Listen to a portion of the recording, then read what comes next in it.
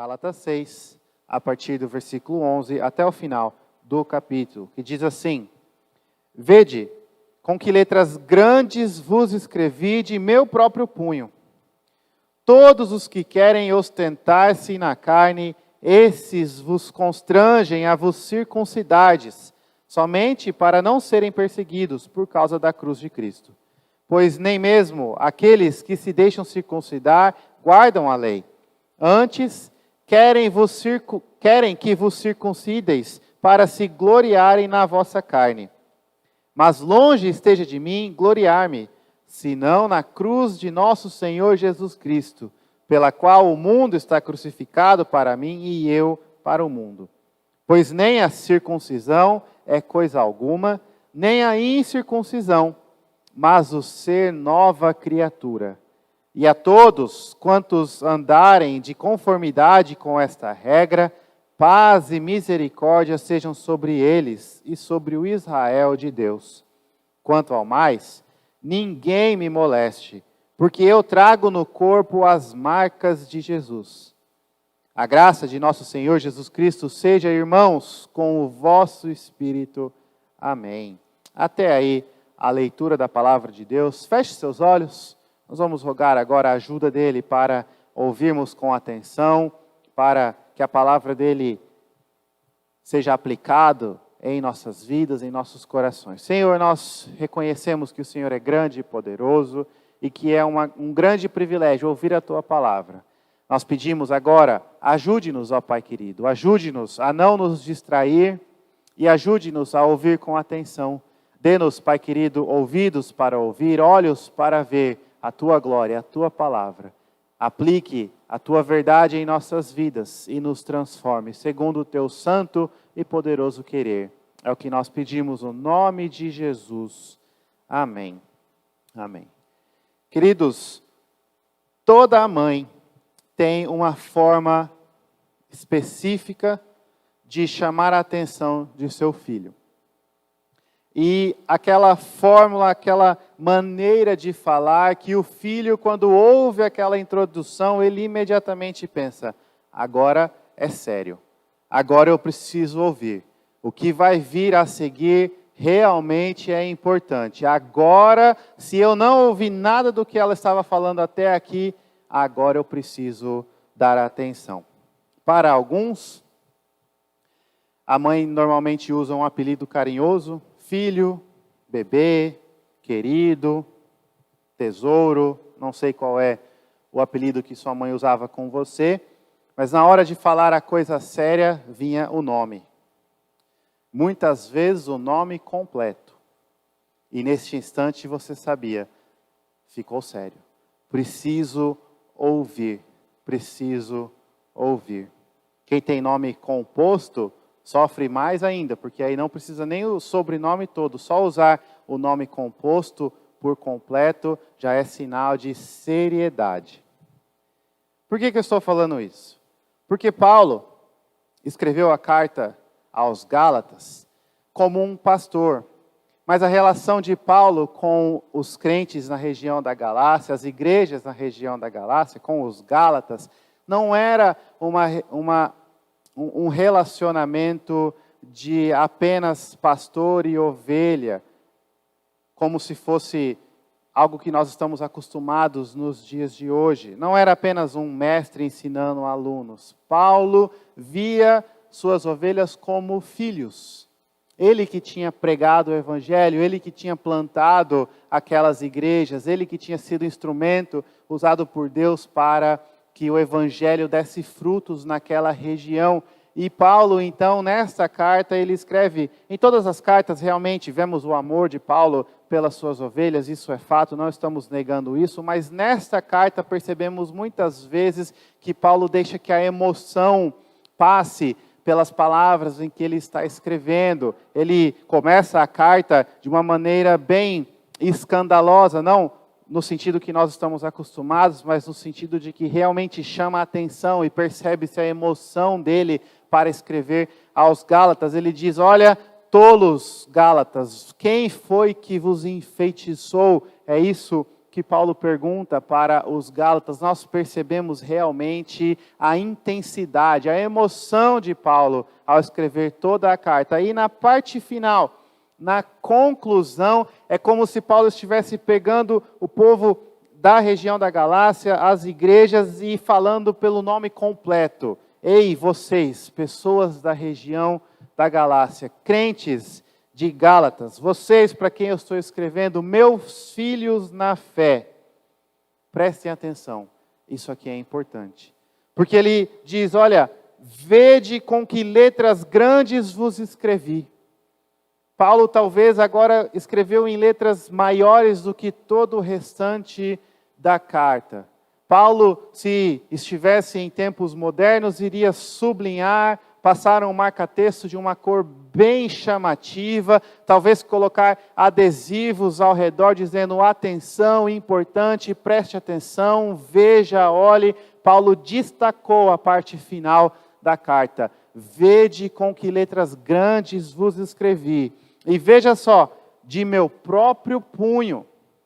A emoção de Paulo realmente é visível aqui, porque o costume da época e o costume de Paulo, muitas vezes, era usar uma secretária ou um secretário para escrever as cartas.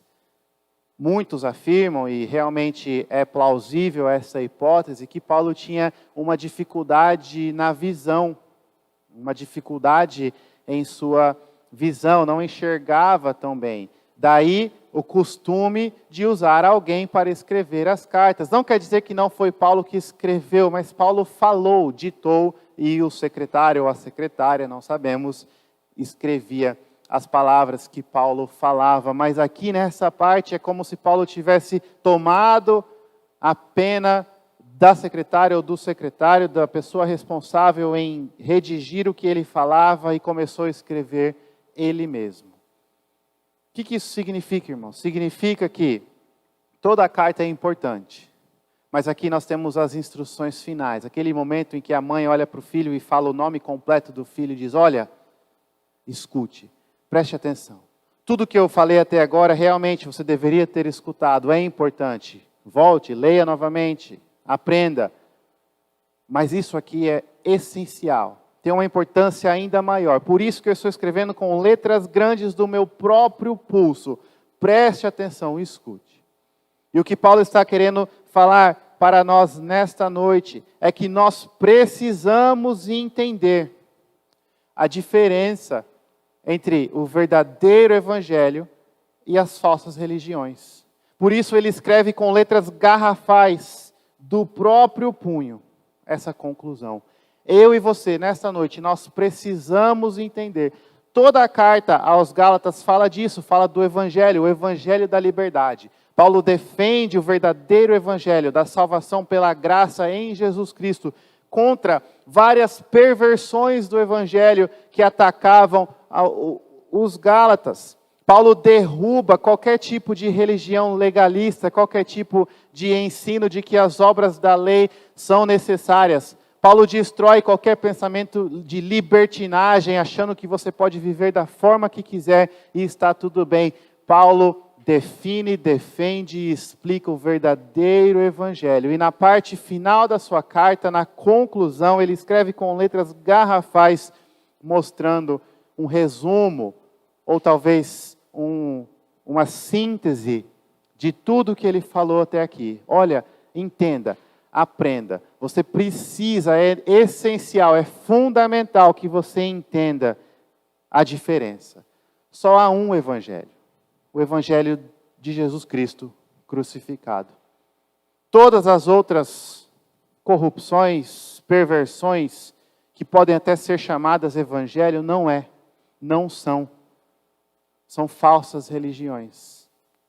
Falsas religiões. Você precisa reconhecer o verdadeiro evangelho. Por isso Paulo escreve com letras grandes do próprio punho.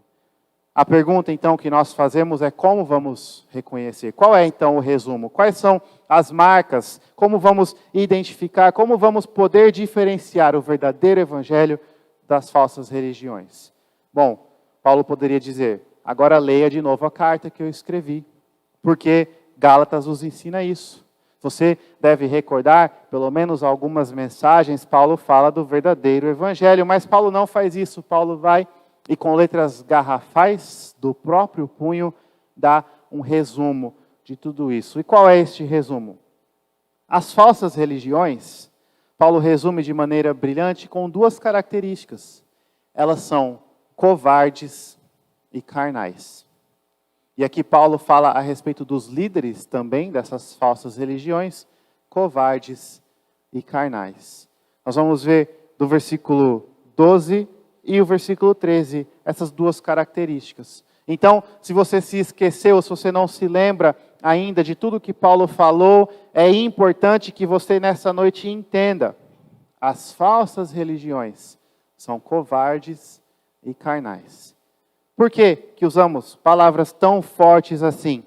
Porque Paulo nos mostra a verdadeira razão, a verdadeira motivação por trás dos líderes dessas falsas religiões. Veja só, no versículo 12 ele diz assim: todos os que querem ostentar-se na carne. E aqui ele está se referindo ao grupo que pregava um outro evangelho. Nós sabemos, mais especificamente, ao grupo judaizante. O que é isso? Aquelas pessoas que tentaram trazer uma perversão do evangelho, dizendo assim: olha, para você ser um cristão, para você ser um seguidor de Cristo, você precisa primeiro se tornar judeu, se tornar um israelita. E como que você faz isso? Através, aderindo às obras da lei, principalmente a circuncisão, mas não somente a circuncisão, os feriados, os rituais, as festas, os costumes, as tradições todas.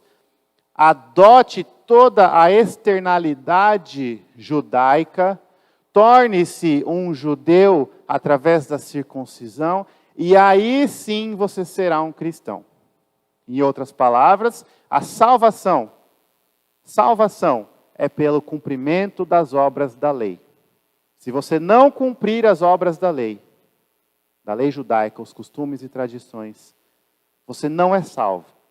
A fé em Cristo Jesus não é o suficiente, ela é necessária. Você precisa crer, mas você precisa também dessas outras obras.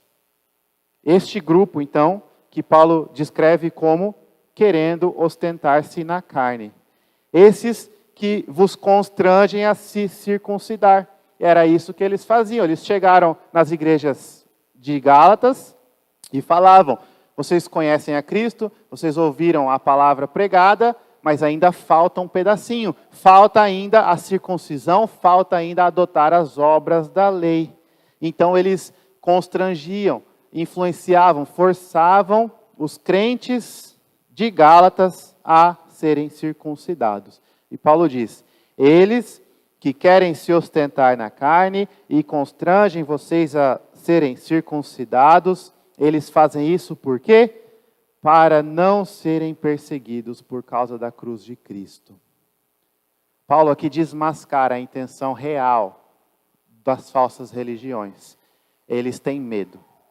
Têm medo da perseguição que a cruz de Cristo traz. E porque eles têm medo, então eles adotam aos costumes judaizantes.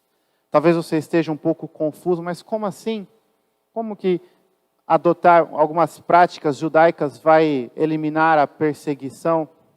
Porque nesta época aqui, a principal fonte de perseguição não vinha do mundo, não vinha de Roma, vinha dos próprios judeus. Paulo, por exemplo, perseguia os crentes antes de sua conversão. E Paulo era judeu. Paulo conhecia os costumes e era adepto dos costumes judaicos. Ele era um hebreu. Paulo perseguia os cristãos. A perseguição nesta época, ela era em sua maioria pelos próprios judeus. Então o que esse novo grupo de judaizante fazia? Para não ser perseguido por conta da cruz de Cristo, para não correr o risco de fariseus e escribas e líderes da religião judaica atacarem a eles, eles falavam assim: olha, nós conhecemos a Cristo, nós cremos em Cristo, mas veja só, nós somos apenas uma nova versão do judaísmo, porque nós adotamos aos costumes judaicos. Vocês não precisam nos apedrejar, vocês não precisam nos perseguir, porque os costumes, as obras que vocês pregam, nós adotamos, nós aceitamos. Veja só, nós fazemos a circuncisão. Essa é a real motivação por trás dessa perversão do evangelho judaizante e legalista, que dizia: você precisa das obras da lei para ser salvo. É porque, na verdade, a mensagem do evangelho diz: nada das obras da lei serve para a salvação. O que serve é a fé. Você crê em Jesus Cristo, você confia no Senhor Jesus, isso é a salvação, isso é o cristianismo, isso é a verdadeira religião. Não são obras, é a fé. O evangelho da liberdade, da graça, era isso que Paulo defendia, mas Paulo era perseguido. Os crentes verdadeiros eram perseguidos, apedrejados, morriam, perdiam seus lares, tinham que sair correndo, reuniam-se em salões escondidos por conta da perseguição do próprio povo judeu. Os judaizantes, que constrangeram os gálatas a se circuncidar, tinham medo. Então eles adotavam os costumes dos judeus. As falsas religiões são covardes. Elas têm medo do que a verdadeira religião traz, a perseguição do mundo. O próprio Senhor Jesus disse: o mundo vos odeia, porque o mundo me odeia. O mundo não aceita a minha mensagem e tenta me matar. E vão fazer a mesma coisa com os meus seguidores. Fiquem preparados, estejam prontos para enfrentar a rejeição, a perseguição do mundo. Por quê? Porque o mundo não aceita a mensagem do Evangelho. A cruz de Cristo ofende, a cruz de Cristo é escândalo para o mundo. E aí, as falsas religiões, o que fazem? Por medo da perseguição, mudam o Evangelho. Não é bem assim. Não é a cruz, não é a fé. É você fazendo o que você quiser, vivendo da forma que você gosta, aquilo que te agrada. Aquela mensagem antiga da fé, de crer em Jesus, é ultrapassado, nós modernizamos, nós mudamos. E assim pregam um evangelho, entre aspas, aceitável. Um evangelho fácil de ser digerido. Covardia, medo da perseguição. As falsas religiões, Paulo nos mostra aqui, elas são covardes. Mas não apenas covardes, carnais também. No versículo 13, pois nem mesmo aqueles que se deixam circuncidar guardam a lei. Aqui Paulo está relembrando algo que ele já comprovou na carta, que a circuncisão não é o cumprimento da lei. Além de forçar os crentes a fazer algo desnecessário e errado para a salvação, ainda era insuficiente. Paulo mostra lá, olha, se você realmente está debaixo da lei, você tem que cumprir com toda a lei. E nenhum homem consegue cumprir com toda a lei, porque a lei, ela é muito mais do que apenas ações e comportamentos. Ela diz respeito ao coração, à intenção, à motivação. A lei diz que nós devemos amar ao nosso Deus a todo instante, de todo o nosso ser. E ninguém consegue fazer isso perfeitamente. Circuncisão não é o cumprimento da lei. Então, nem mesmo esse grupo que forçava a circuncisão guarda a lei.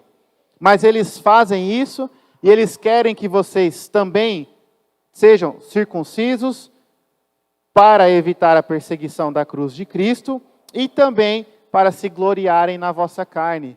E provavelmente o que Paulo está querendo dizer aqui é que este grupo se gloriava, tinha orgulho do número de pessoas que sofriam a circuncisão. É como se eles enviassem relatórios de tempo em tempo para as pessoas que os enviaram até as igrejas, dizendo: olha, esse mês,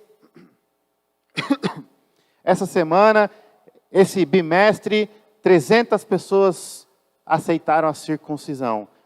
Através do nosso trabalho, uma congregação inteira sofreu a circuncisão. E isso era motivo de se gloriar, de se orgulhar, de contar vantagem, mostrando: olha só como nós somos bons, como o nosso trabalho está funcionando, como nós somos bons pregadores. Eles forçavam a circuncisão para se gloriar na carne, achando que um ritual externo fosse material suficiente para determinar se uma pessoa realmente é um cristão ou não. E achando que um ritual externo basta para o crescimento da igreja. As falsas religiões são covardes e carnais. Trazendo agora para os nossos dias, nós lidamos com o mesmo tipo de falsa religião. E agora eu vou falar no singular, porque se nós formos bem técnicos, nós podemos, vão se ofender, mas nós podemos, não os irmãos, as falsas religiões vão se ofender. Nós podemos classificar todas as religiões do mundo apenas em dois grupos. O verdadeiro evangelho e as outras religiões. O verdadeiro evangelho é aquele que diz, você não consegue se salvar e não tem nada que você pode fazer para se salvar. A salvação pertence a Deus e Ele veio ao mundo para te dar perdão. Creia nele e tenha salvação. Creia em Jesus, descanse em Jesus. É o evangelho da graça. Você não fez nada, você não mereceu nada, mas de graça, por graça, tudo te é oferecido.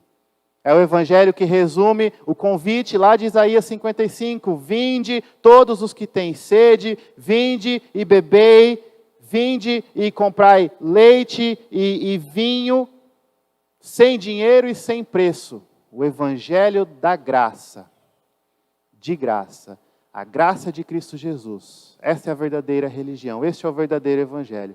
As outras religiões, e todas as outras, elas vão te fornecer um código moral. Faça isso, faça aquilo, viva dessa forma, viva de outra forma, e você será salvo. E no fundo, todas as outras religiões fazem isso. Você pode achar que não, religião tal não é assim. Analise bem e você vai ver. É um código moral que, se você cumprir, talvez você será salvo.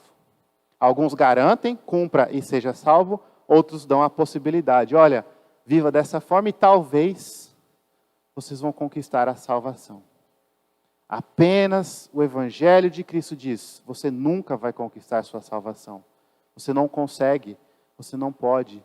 E, para ser sincero, você nem quer. Mas Deus, pela graça, te transforma em uma nova criatura. Produz fé no seu coração. Mata o velho homem. Te dá santidade. Ele faz tudo. Você não faz nada. Este é o verdadeiro evangelho. As outras, ou a falsa religião no singular, é covarde e carnal. Você precisa entender isso. Nos dias de hoje, muitas religiões são oferecidas.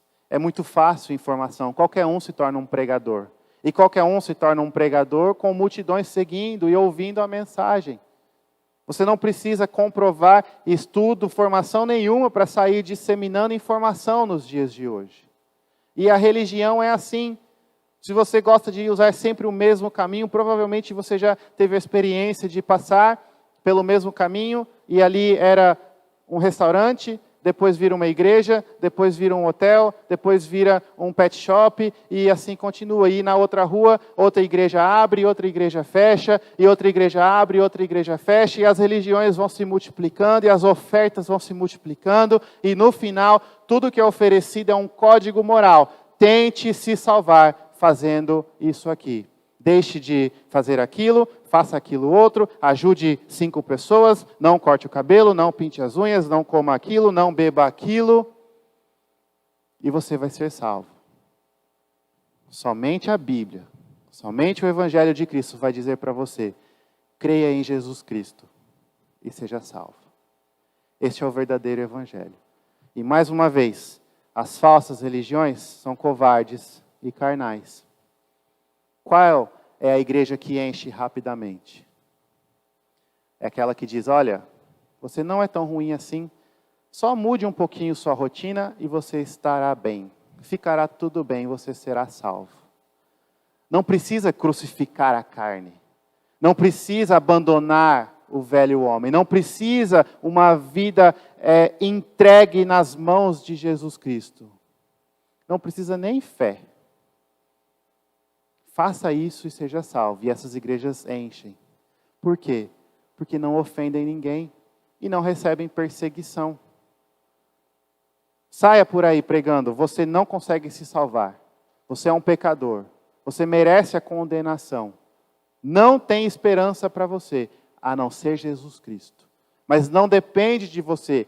Se renda a Jesus Cristo, se entregue a Ele completamente. É Ele que faz tudo, você não faz nada, você não consegue e não pode. Poucos vão te seguir. Pouquíssimos vão te seguir. Porque isso ofende. As falsas religiões não ofendem e atraem multidões. São covardes. Mas, irmãos, agora trazendo um pouquinho mais próximo para nós, igreja cristã, verdadeira, evangélica, que prega a palavra de Deus, nós temos que tomar cuidado, porque muitas vezes o medo e o pragmatismo pode nos fazer querer mudar de pouquinho em pouquinho na direção das falsas religiões. Primeiro, o pragmatismo. Lembra que Paulo disse que esse grupo se gloriava na carne, que olhava e mandava relatórios falando, olha, tantas pessoas se converteram, sofreram a circuncisão e assim por diante. As falsas religiões muitas vezes são focadas em resultado. E se não está dando resultado, mudam. E pode mudar a mensagem, pode mudar o dia, pode mudar a hora, pode mudar tudo o que for necessário. Nem a Bíblia vamos mais ler, vamos ler os livros que estão na lista dos mais vendidos, porque é isso que atrai gente. Não vamos ter mais sermão, vamos ter um culto cantado, com um show e solo de guitarra o culto todo, porque é isso que atrai a juventude. Resultado, para se gloriar na carne. Porque depois podem olhar, veja só como a minha igreja está crescendo. Ainda atribuem para Deus. Glória a Deus, porque milhares de pessoas se converteram aqui. Será que houve conversão? Eu não sei. Mas houve um monte de gente se alegrando, se gloriando na carne. E de novo, não especificamente algo pecaminoso, gloriar na carne, mas eu digo resultado externo, coisas palpáveis. E nós, muitas vezes, agimos dessa forma. A igreja precisa ficar ciente que nós devemos ser fiéis à palavra de Deus, obedientes a Deus, mesmo quando não der resultado.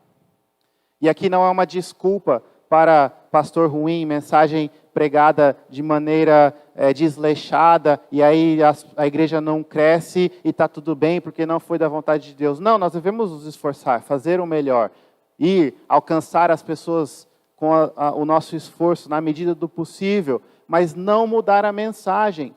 Em momento nenhum, mudar o que é pregado, dizer, olha, você pode vir, está tudo bem, você vai se salvar, não se preocupe. Não, nós precisamos condenar o pecado e chamar ao arrependimento e anunciar a Cristo crucificado.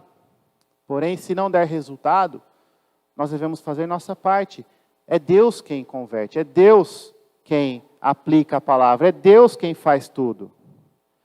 Nós devemos ficar alertas com o perigo de mudar a mensagem para nos gloriar na carne. Mas não só isso, e talvez o erro, o medo maior, ou a tentação maior é por conta do medo.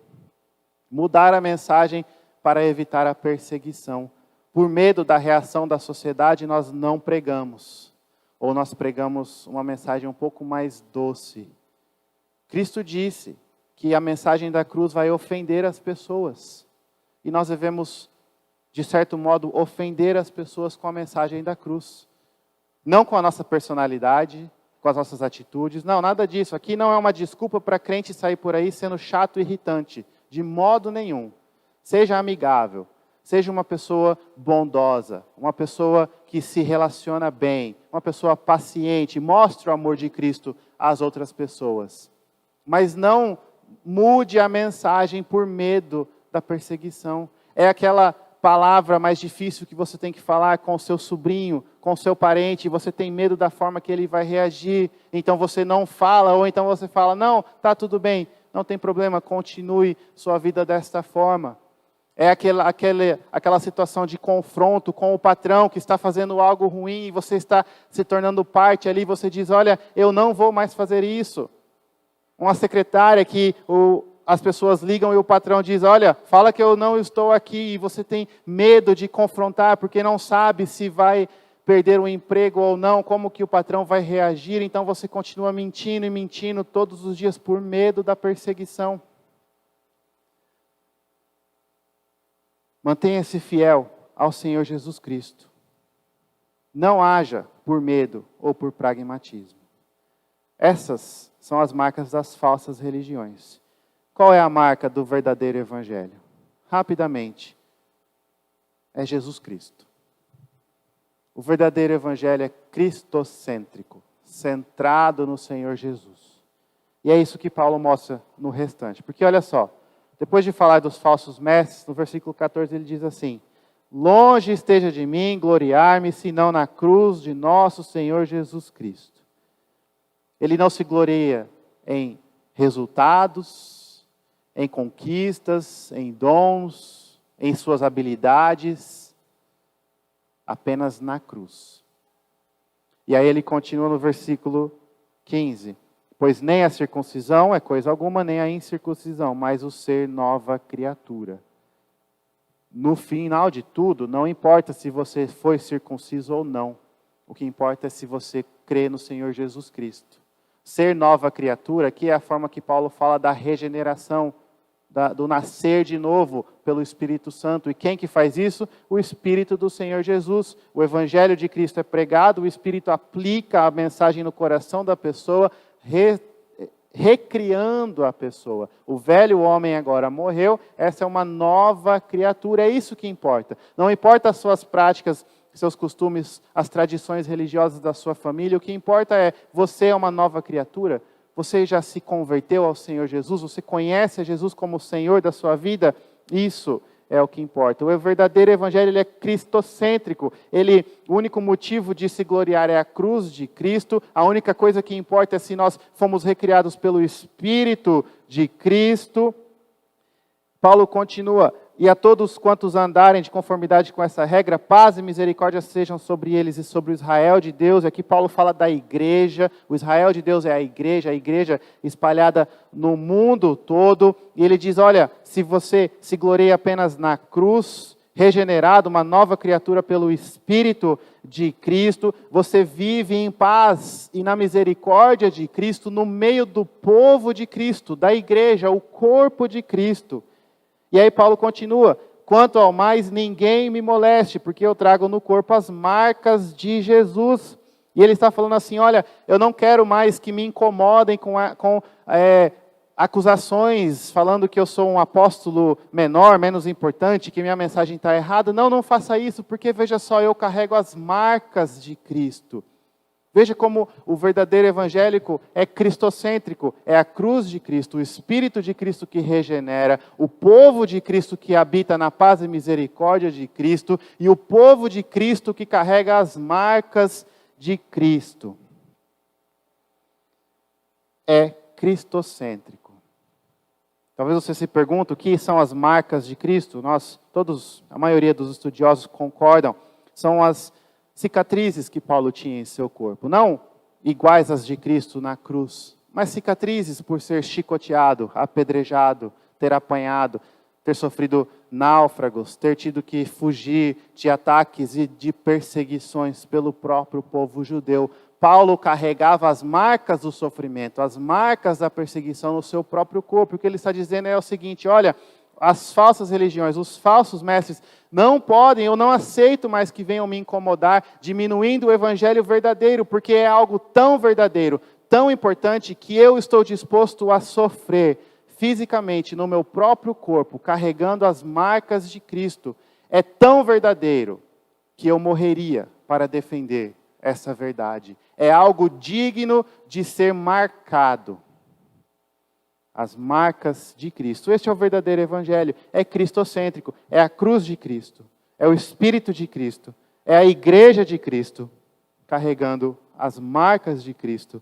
E no versículo 18, a graça de nosso Senhor Jesus Cristo seja com o vosso espírito. Ou seja, A igreja de Cristo que carrega as marcas de Cristo vive e vivencia na graça e na paz de Jesus Cristo. Você quer reconhecer o verdadeiro evangelho? Procure Jesus. Uma igreja que não prega Jesus não é uma igreja em que você deve perder seu tempo lá. Uma religião que não te oferece Jesus e Jesus crucificado apenas não é uma religião digna de ser seguida. Busque a Cristo. Pregue a Cristo. Viva para Cristo. O final, a conclusão de tudo que Paulo está dizendo aqui do verdadeiro evangelho é Jesus Cristo. Seu motivo de orgulho, de se gloriar, a cruz de Cristo. Seu motivo de vir para a igreja e viver junto com o povo de Cristo, Jesus Cristo. E Jesus Cristo é algo digno de se carregar as marcas. Não tenha medo de carregar as marcas de Cristo. Essas marcas podem ser perder o emprego porque confrontou o patrão que queria mentir. Essas marcas podem ser, em alguns países acontecem nos dias de hoje, marcas físicas de violência que sofrem por professar o nome de Jesus Cristo. Mas nada disso torna o verdadeiro evangelho menos digno, menos valioso. Porque ele é o evangelho da graça do Senhor Jesus Cristo. Ele é o evangelho que diz, você realmente não tem esperança sem Cristo. Porque você é pecador, que merece a ira, que merece a morte, e que, na verdade, se for bem sincero, nem quer a salvação, você mesmo, o Deus eterno e criador, olhou para você e falou, vem aqui. Renovou seu coração, te deu fé, e falou, agora seus pecados estão perdoados, porque o meu filho pagou o preço por você. Por que ainda buscam outros evangelhos? Não tem nada melhor do que isso. A única religião que é verdadeira e digna de ser seguida, o evangelho de Jesus Cristo. Ele te dá salvação, ele te dá vida, ele te dá comunhão, ele te dá a paz e a misericórdia de Deus. Ele te dá a graça do Senhor Jesus todos os dias.